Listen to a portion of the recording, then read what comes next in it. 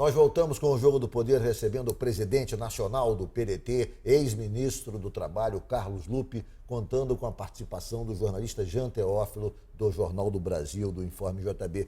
Lupe, seja sincero, há muitos partidos de esquerda nesse momento que estão de olho no que o PT pode perder, ou seja, quer crescer por conta do esvaziamento do PT com a prisão do presidente Lula. Essa é a expectativa do PDT também? Vocês estão contando aí com um certo esvaziamento, um certo desencanto, digamos, da sociedade em relação ao PT por conta dos fatos que aconteceram para pescar alguns eleitores nesse mar?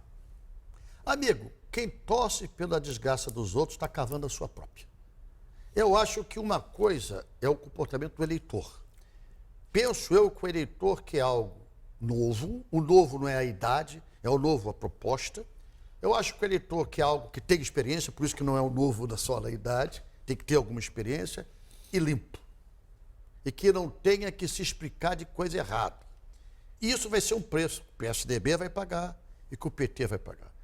Penso eu, salvo o melhor juízo, que nós vamos viver a primeira eleição que não vai haver essa polarização. Mas não é porque ninguém está decretando, que o povo não vai fazer. O povo cansou dessa polarização, PT, PSDB, porque ela dominou esses últimos 20, 26 anos da história política nacional. Mas nós estamos tendo uma outra polarização. Por exemplo, agora tem o presidente Lula preso, mas com as pesquisas nós vimos que há uma polarização entre o PT e o Bolsonaro, ou seja, duas frações da sociedade brasileira são majoritárias, porque somar os eleitores do Bolsonaro com os eleitores do PT, do presidente Lula, nós temos mais de 50% da sociedade brasileira se manifestando. E numa radicalidade total. E os setores de centro, vai ver, o PSDB não tem candidatura competitiva até agora, lançaram nomes, mas nomes que não emplacaram, ou seja, o centro está de maneira absolutamente até um pouco desesperada, tentando encontrar um nome que dê sustentação, e não vem o nome, porque o eleitorado está dividido entre a esquerda e os setores mais conservadores representados pelo Bolsonaro. Primeiro, eu tenho a convicção de que essa polarização não é PT, é Lula, que é muito maior do que o PT, pela história, por ter sido presidente, e um eleitorado que representa o Bolsonaro hoje é um somatório de insatisfações, frustrações. A direita, que há muitos anos estava no armário, ela abriu o armário, botou a cara. É o voto cacareco, o voto do protesto, o voto do macaco Tião, tudo está se concentrando com as forças mais conservadoras reacionárias do Bolsonaro. Mas é muito fluido. Quando a gente vê ele propor que a solução para a violência é destruir arma, ele vai perdendo. Cada vez que ele diz assim, como uma entrevista de uma repórter perguntou, o que o senhor faz com o dinheiro do auxílio, moradia? Eu fico com uma pessoa. Ele falou de uma maneira mais grosseira que eu sou incapaz de fazer. Ele falou que tinha um apartamento que ele... Não, para fazer o quê? Para namorar. Para namorar, exatamente. Então, um programa responsável. O horário já permite falar. Não é o horário já permite. Eu acho que a população, quando começar a ver isso aí, como é que esse cara vai dirigir o país? O que ele conhece da economia? O que ele conhece da realidade brasileira? Não é possível, na minha modesta concepção, que essa polarização permaneça. Uma pelo impedimento legal, infelizmente, e outra pelo impedimento moral. Não é nem legal. Mas até agora esperava-se que ele caísse. Mas até agora está sustentando ali na segunda Ele está na beira do caos. Está sobrevivendo naquela estrada que qualquer curva pode fazer o carro descer. Não desejo mal de ninguém, mas não vejo sustentação nisso. Não vejo palanque, não vejo time com ele. O que eu vejo com ele é o que há de pior na política, infelizmente. E o senhor acha que ele pode desistir da candidatura e via federal? Que é um cenário que se comenta. Eu não acho, não. Eu acho que o povo é que vai desistir dele. O que é a melhor opção. Porque nada melhor do que você deixar a população esclarecer. Tem que ter debate. Isso que você faz aqui é raro. Tem que ter debate. Tem que deixar os candidatos dizer o que pensam, de onde vieram, o que propõem, para poder sair alguma coisa que melhore o Brasil. Não dá para você ter candidatura apenas com um chavão, com uma palavra, com uma frase. Vamos contra a violência. E aí, como é que vai fazer?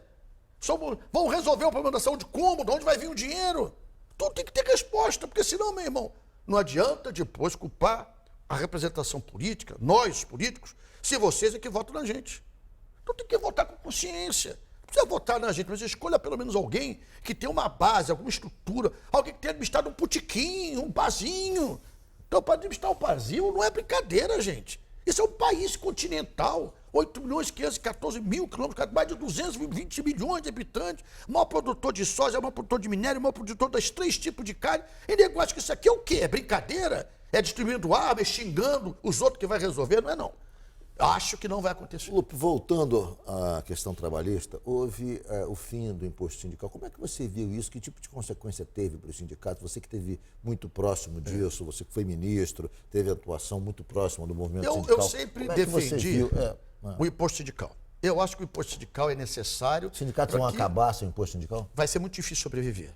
Mas estão criando coisas piores, viu? Que aí veio o negocial obrigatório. Você já ouviu o negocial obrigatório? Como é que é o negocial? O negocial obrigatório é o seguinte, você é o patrão e eu sou seu empregado. Aliás, você tem mais cara de patrão e mais de empregado. Sim. Nós fazemos um acordo. Você diz o seguinte, na hora do teu aumento, vou dar 20% de aumento.